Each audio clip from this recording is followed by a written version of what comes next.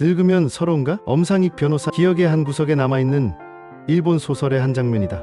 정년퇴직을 하고 서민 아파트에 혼자 사는 남자 노인이 걱정을 하고 있다.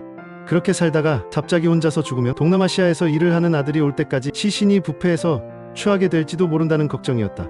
그래서 그는 시장에 가서 대형 비닐봉투를 사고 전자 대리점에 집에 어울리지 않는 대형 냉장고를 주문했다. 그 노인은 자기가 죽으려고 하는 마지막 순간 사력을 다해 비닐봉투를 뒤집어 쓰고 대형 냉장고 안으로 들어가기로 결심을 한 것이다. 오래전에 읽은 소설의 한 장면이었지만 아름다운 마무리를 하고 싶은 일본 노인의 정신적 단면을 들여다 볼 수 있었다. 일본 노인의 자살 배경에는 추하게 죽어가는 모습을 보이고 싶지 않은 심리가 들어있다는 학회의 보고가 있었다. 반면에 한국 노인의 자살 이면에는 서러워서 죽는 경우가 있다는 것이다. 어젯밤 유튜브에서 우연히 내가 어린 시절 유명한 가수였던 영국환 씨 노년의 삶이 소개되는 걸 봤다. 90대 노인이 반 지하방에서 혼자 살고 있었다.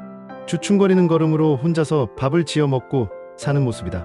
냉장고 안에는 유통기한이 지난 반찬들이 곰팡이가 피어있고 온 방이 짐승 우리같이 더럽다. 덮고 있는 이불은 언제 세탁을 했는지 모를 정도로 때가 끼어 변색이 되어 있었다. 그래도 방의 한쪽에는 젊은 날 입었던 무대 의상들이 잘 정리되어 걸려 있었다. 노 가수는 매일 오전이 되면 불편한 다리를 이끌고 부천에서 버스를 타고 2시간이 걸리는 동대문의 한 싸구려 중국 음식점으로 간다. 짜장면 한 그릇에 4,000원이라고 하는 가격표가 적혀 있었다.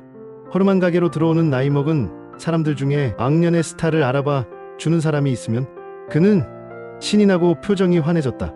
거기서 곱빼기 짜장면을 사 먹고 다시 2시간 버스를 타고 자신의 반지하방으로 돌아가는 게 모 가수의 일과였다.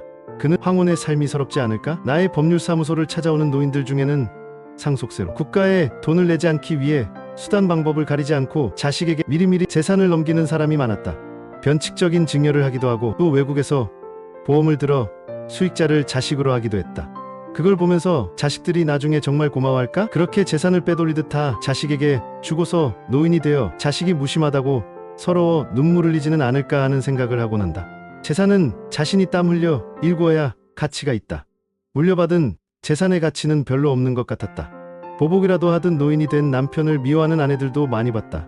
자신의 불행이 모두 남편 탓이라는 듯 늙은 남편을 증오하기도 했다. 늙으면 서러워지기 마련이다. 우연히 교대역 계단에서 본 풍경이다. 한 노파가 구걸을 하고 있었다. 지나가던 여자가 뭐라고 얼핏 한마디 하는 것 같았다. 갑자기 구걸을 하던 노파의 얼굴에 파랗게 독이 오르면서 사람들에게 절규하는 소리가 들렸다.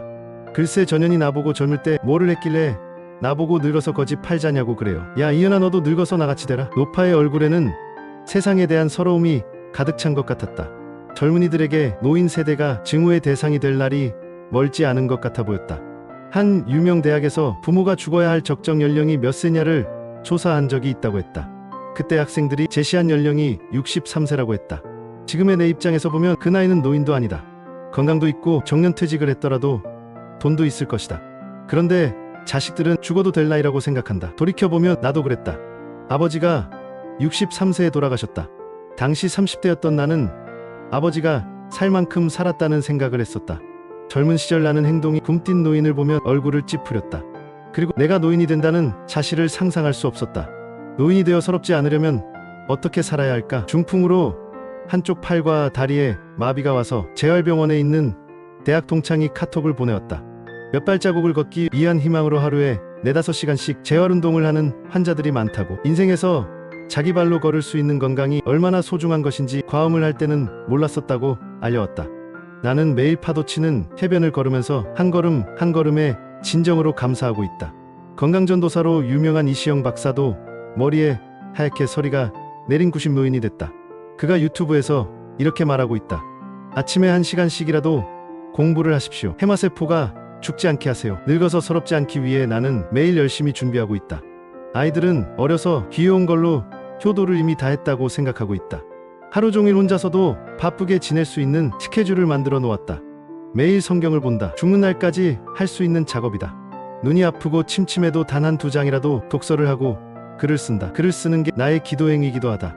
아직도 신문과 잡지에 컬럼을 쓰면 원고료도 나온다. 내가 정말 도와줄 사람이 있으면 법정에 가서 변론도 한다. 서러울 틈이 없도록 인생의 녹이 슬지 않도록 바쁘게 살려고 노력한다.